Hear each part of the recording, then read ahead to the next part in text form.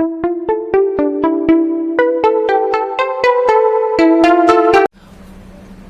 नमस्कार, स्वागत है आपका हमारे चैनल काउंटर में। और आज हम लोग बात करेंगे वेक्टर लॉ ऑफ एडिशंस की, कि वेक्टर में जब एडिशन करना होता है, चाहे वो ट्रायंगल्स की बात करें या हम लोग बात करें किसी पैरेललोग्राम में, तो होता क्या है वहां पर और कैसे एडिशन करते हैं। ठीक, किसी दो अलग अलग डायरेक्शन में कोई बंदा दो ऑब्जेक्ट जा रहे हो और उनका रिजल्टेंट वेक्टर कैसे निकालते हैं।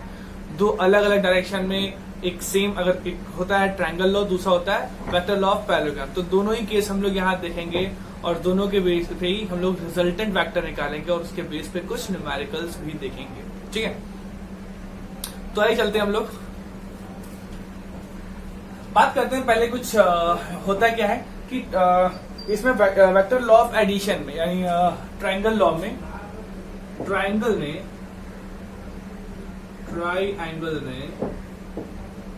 क्या करते हैं हम लोग, हेड टू टेल को जोड़ते हैं, यानी जो एंगल लेते हैं ना वो हेड टू टेल का होता है। कैसे होता है एक बार ये देखते हैं। यानी कि हमें क्या करना है, हमने एक ले लिया ये, अब ये क्या, इसका हेड ये, और हमें निकालना क्या है, ये निकालना है। ठीक है, यानी कि ये आर वेक्टर है, इसको हमने ए वेक्टर ले लिया और इसको हमने बी वेक्टर ले लिया। ठीक है, बात समझ में आएगा। तो हमने क्या बोला कि जो आपका थीटा एंगल है वो एंगल कौन सा होगा, थीटा एंगल कौन सा होगा, हेड टू टेल, तो हेड टू टेल का होगा। अब हेड टू टेल क्या है, इसका हेड ये है, इसका टेल ये है। तो हमने क्या किया, अब यहां पर हम कुछ ऐड कर रहे हैं, जरा ध्यान दीजिएगा यहां पर। तो एंगल क्या हुआ, ये। ठीक है, अब हमने नामकरण देना चालू कर दिया। इसको हमने बोल दिया O, इसको बोल दिया A, इसको बोल दिया B, इसको बोल दिया C। ठीक है, सो इन ट्रायंगल BAC हमने निकाल लिया BAC को, ये 90 डिग्री है, तो BAC। ठीक है, अब हमने क्या करना, थीटा क्या है, ये है। Okay, now if this one is theta, we have to find out, अगर ये थीटा और ये B वेक्टर है तो ये क्या हो जाएगा, कंपोनेंट को याद है ना आपको, कंपोनेंट कैसे निकालते थे कि यहां से अगर ये B वेक्टर है तो ये क्या हो जाएगा, B cos थीटा और ये B sin थीटा। याद है ना, निकाला था कैसे, नहीं याद है तो आपको बस इतना याद करना है कि इसका वर्टिकल कंपोनेंट क्या होता है, sin थीटा, और हॉरिजॉन्टल कंपोनेंट क्या होता है, cos थीटा। तो यहाँ पर हॉरिजॉन्टल कंपोनेंट यानी ये कितना हो गया, B cos थीटा। ये भी कैसे है, अगर ये भी जानना हो तो आप पुरानी वाली वीडियो या नीचे कमेंट बॉक्स में बता दिएगा, हमें आपको पुरानी वाली वीडियो दे देंगे। ठीक है, और ये क्या देगा, B sin थीटा। तो हमें ये मिल गया। अब हम इसकी मदद से इसका एक नया फिगर बनाते हैं और कुछ यूं बना देते हैं, क्योंकि हमें निकालना क्या है, ये निकालना है। किसकी मदद से, इसकी और इसकी मदद से।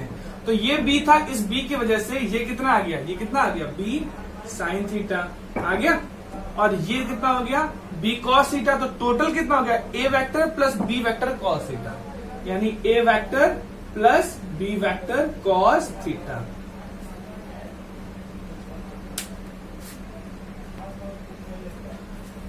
तो ये A plus B cos theta और ये B sin थीटा।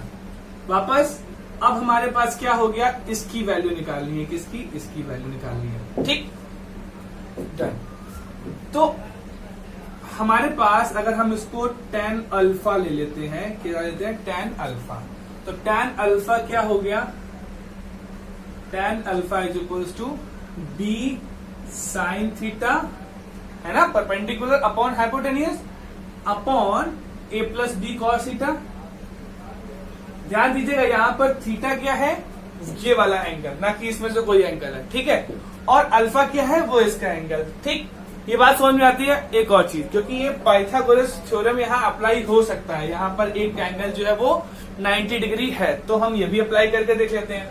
जैसे देखते हैं क्या पाते हैं, R square is equals to B square sine square theta, और इन दोनों का, इसका भी स्क्वायर प्लस इसको भी ओपन कर देते हैं, A plus B cos theta का होल स्क्वायर, है ना, this one square plus this one square. अच्छा, इसको भी लगे हाथ यही खोल देते हैं, हम आलसी है थोड़ा सा, यही कर लेंगे, B square cos square theta plus 2AB cos theta.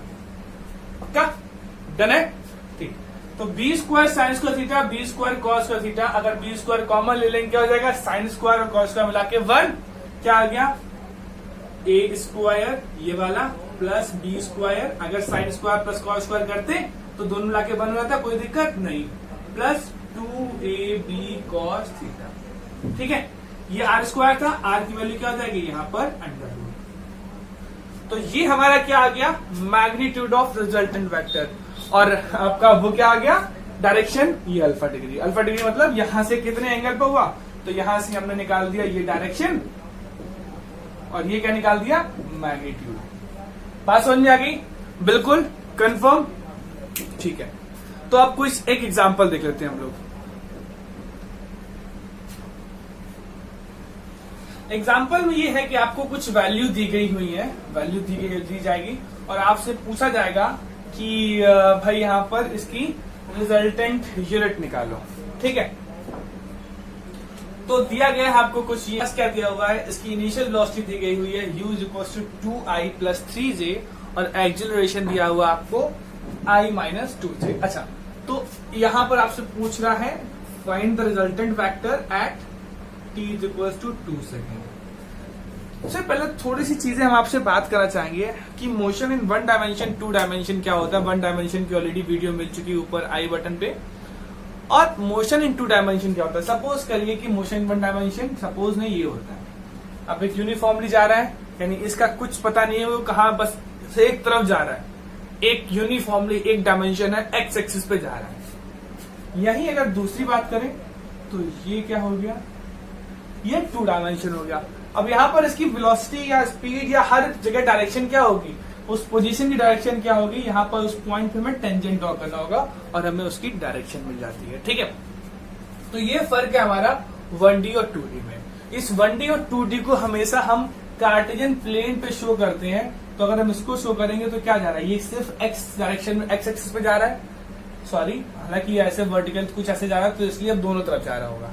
लेकिन अगर ये इसकी बात करें तो बिल्कुल ऐसा, फिर से हो गया, वो थोड़ा सा बोर्ड टेढ़ा है, इस वजह से हो जा रहा है। ठीक है, अब अगर हम इसकी बात करें तो यहाँ पर इसका मोशन कंटिन्यूअसली इधर उधर चला जा रहा है, तो यहाँ पर ये क्या होता है? ये क्या हो गया? कार्टेशियन प्लेन पे 2D मोशन और ये 1D मोशन को दिखा रहा है। तो फिलहाल देर न करते हैं, हम लोग पहुंचते हैं क्वेश्चन पे। तो क्वेश्चन क्या पूछा रहा था कि u की वैल्यू गिवन है यहाँ पर कि u 2i कैप और 3j कैप है। तो यहाँ i cap for X axis होता है और j cap for Y axis होता है। ठीक है, तो क्या आ गया हमारे पास? हम वापस से ड्रॉ कर लेते हैं। ठीक, अब हमसे बोला जा रहा है कि एक एक्स एक्सिस पे उसकी वेलोसिटी 2 यूनिट है और वाई एक्सिस पे 3 यूनिट है। ठीक है, तो हमने इसको एक तरह से देख लिया कि एक ऑब्जेक्ट इसकी अलग अलग पोजीशन दी जा रही है। ठीक है,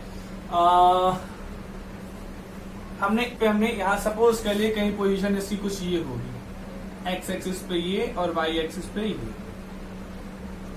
ठीक है, तो जो इसने ऊपर कवर किया होगा उसको हमने क्या ले लिया? एस वाई, और जो नीचे कवर किया उसको हमने एस एक्स एक्सिस पे। ठीक है, देखते कितना हुआ, फिर उसका रिजल्टेंट हम अलग से निकालेंगे। तो हम निकालते हैं, यहाँ पर क्या निकाला? यहाँ पर यू एक्स दिया गया हमारे पास 2 और ए एक्स दिया गया हमारे पास 1। ठीक है, अब from second equation of motion क्या था? s = ut + ½ at²। ये था ना, क्या था रहा आपको? तो s = ut + ½ at²। u की वैल्यू कितनी गिवन है? 2। ठीक, टाइम = 2 और प्लस हाफ, एक्सेलरेशन a 2 × 2। ठीक है, कितना आ गया? एक्सेलरेशन सॉरी हमारे पास 1 दिया गया था ना यहाँ पर। ठीक है, t की वैल्यू 2 × 2, तो हमारे पास कितना हो गया? 2 to the 4 + 2 6, यानी 6 यूनिट हमारे पास एस एक्स की आ गई। एस एक्स यानी कि ये कितनी आ गई? 6 यूनिट। ओके, क्लियर है? अब उसके बाद हमने इसी तरह सिमिलरली क्या निकाल दिया? यू वाई और ए वाई। तो यू वाई हमारे पास क्या गिवन है? 3 और ए वाई क्या गिवन है? -2। वापस से फिर s = यहाँ एस वाई हो जाएगा ut + ½ at²। तो u की वैल्यू कितनी है? 3 2 6 प्लस हाफ, a की वैल्यू कितनी है? -2 × 2 × 2। ओके, तो क्या आ गया यहाँ पर? टू द कैंसिल, कितना आ गया माइनस का 4, ये क्या 6, ये -4 दैट इज का 2, यानी s ऑफ y कितना आ गया 2, तो ये कितना आ गया 2 यूनिट। ठीक है, बात समझ आ गई। अब अगर ये 2 है ये 6 है, ओके, तो हमें रिजल्टेंट वेक्टर निकालना आता है, निकालना कैसे निकालेंगे हम लोग। अब यहां पर निकालने का r इज इक्वल्स टू क्या था, r इज इक्वल्स टू हम निकालते हैं हमेशा a vector plus b vector, और r is equals to a square plus b square plus 2ab cos theta. अब यहाँ a और b के बीच का एंगल कितना है, यहाँ पर अभी कितना है एंगल 90 डिग्री, तो ये क्या हो गया वैल्यू पूरा 0, तो r इज इक्वल्स टू क्या हो गया, ये r स्क्वायर इक्वल्स टू क्या हो गया a square plus b square. अगर हम इसको ऐड करेंगे कितना आ जाएगा 6 का स्क्वायर प्लस 2 का स्क्वायर, कितना आ जाएगा 36 प्लस 4 40। बात समझ में आ रही है, नोट कर लीजिए।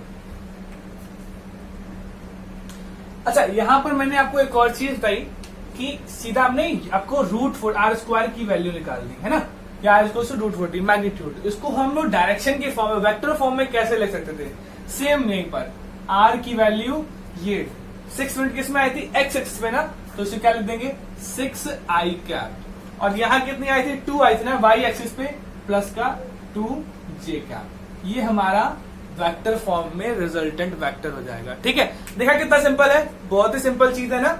अब हम लोग आगे बढ़ेंगे कि जैसे हम लोगों ने ये क्वेश्चन किया, अब एक क्वेश्चन आगे करते हैं हम लोग वेक्टर लॉ ऑफ एडिशन पे। ठीक है,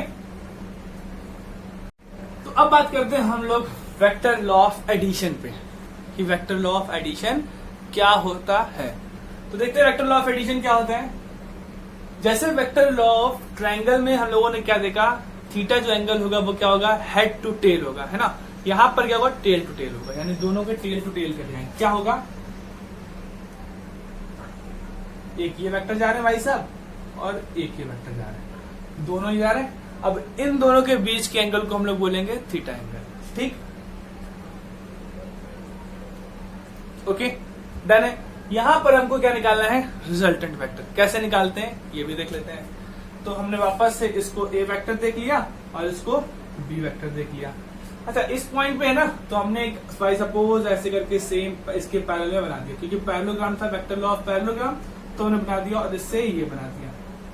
ओके, तो इसको हम लोग जिस तरह ए वेक्टर बोल सकते हैं उसी तरह इसको बी वेक्टर बोल सकते हैं, नहीं बोल सकते हैं, हाँ या ना। ओके, चलो, तो यहाँ पर हमने इसको ए वेक्टर बोल दिया, इसको बी वेक्टर भी बोल दिया, ऐसे ये वैसे ये।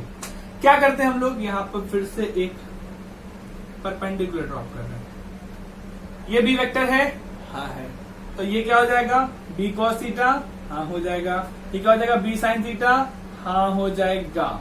ठीक है, अगर ये बी कॉस थीटा ये B sine theta, resultant vector कहाँ जाएगा, आप खुद ही बताओ कि आपको कोई ऐसे खींच रहा हो इस डायरेक्शन पे और दूसरा डायरेक्शन इस तरफ खींच रहा हो, यहां से ये डायरेक्शन, रिजल्टेंट कहाँ जाएगा, ये जाएगा ना।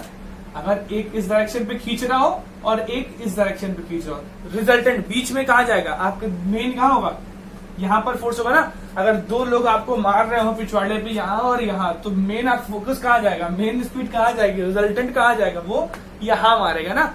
बात समझ में आई, तो दोनों का रिजल्टेंट यहाँ ऐड होगा। ओके, तो यहाँ बात क्लियर होती है। तो ये पूरा क्या हो जाएगा, फिर से हम वेक्टर लॉ ऑफ ट्रायंगल फिर से लगाएंगे और यहाँ क्या हो जाएगा, ये पूरा पूरा एक टर्म बन गया a plus B cos theta और ये क्या हो जाएगा बी साइन थीटा। r की वैल्यू हम फिर निकाल लेंगे, हालांकि निकाला हमने ये वैल्यू इसी की मदद से, लेकिन कैसे, कुछ थोड़ा सा तिगड़म झाम बना के। तो फिर से r की वैल्यू क्या आ जाएगी a vector plus B vector और ये क्या हो जाएगा r वेक्टर। ठीक है, r is equals to under root of a square plus B square plus 2ab cos theta. ठीक है, और tan थीटा की वैल्यू क्या हो जाएगी, tan थीटा की वैल्यू बोलो भाई, tan थीटा की वैल्यू क्या हो जाएगी, बोलो बोलो जल्दी बोलो। tan theta is equals to a b sine theta upon a plus b cos theta, है ना। चलो नोट कर लो आप लोग। Nå helgen nærmer seg, spør alle hva jeg gjør da. Jeg hitter kløden som om hverdag var en lørdag. Så mange